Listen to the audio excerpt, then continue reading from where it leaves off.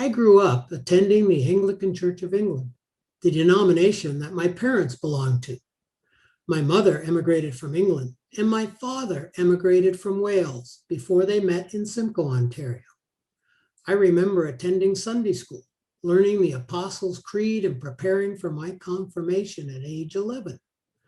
I have good memories of my childhood church attendance, observing the actions and hearing words that inspired me to look at the needs of society.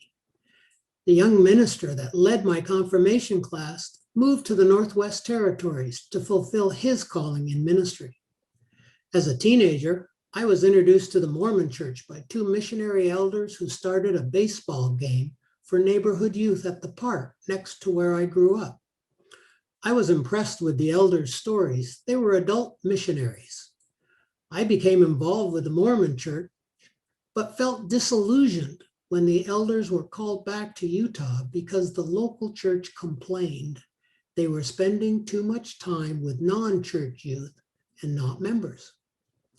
As I studied the Mormon faith and asked questions regarding teachings that concerned me, I ended in discussion with congregation leaders and the bishop. The final discussion was regarding my refusal to accept the Adam God theory on faith alone rather than biblical affirmation. Result, the bishop advised me that my faith was not strong enough and I would be happier in some other denomination. Ironically, 50-some years later, the Mormon Church has since officially revoked the Adam God theory. I did not attend church for the balance of my teen years until I met and married my spouse in 1970. It turned out her family were members of the Reorganized Church of Jesus Christ of Latter-day Saints, now the Community of Christ. You might imagine my concern having been asked to leave the Mormon Church. It left me wondering if I had circled back to that faith tradition until I took time to study and learn the beliefs and doctrines that this church followed. I joined the RLDS Church and eventually was called to the office of elder at the Little White Church in Simcoe. Coincidentally, the Simcoe Congregation Church was just 3 houses up the street from where I grew up. I passed that church regularly, but never knew who they were when I was growing up. At one point, I decided to request my evangelist blessing and was advised to study all good books, learn and comprehend, and that God had been with me during my life's journey.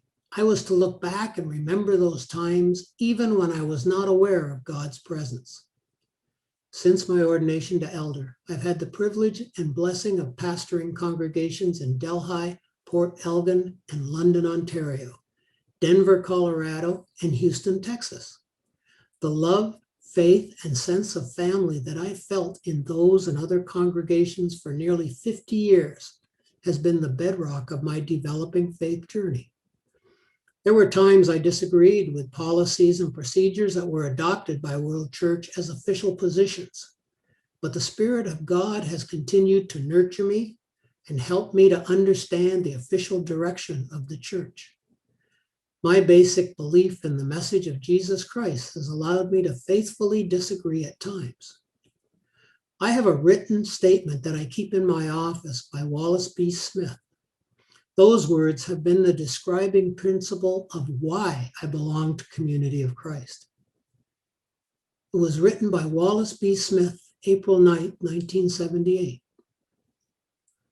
I want to be a part of a church that is for things, that rejoices over the opportunities to serve humanity at its point of need, that offers a becoming power, that offers beauty for ashes, that creates a feeling of worth in all individuals, that motivates concern and action for the well-being of others, and that places humanity in meaningful perspective with all God's universe.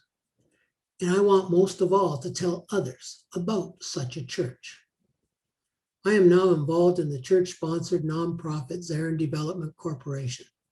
We have one property with 40 seniors affordable apartments and currently construction a 95-unit affordable building for seniors and handicapped. Additionally, we have joined 6 nonprofit affordable housing providers to build our third 116-unit apartment building as part of constructing 630 new accommodations in the city. My vision for the church in Canada is to see our buildings become centers where we gather and vision, moving outside the walls to be an intricate part of the community in which we live and serve.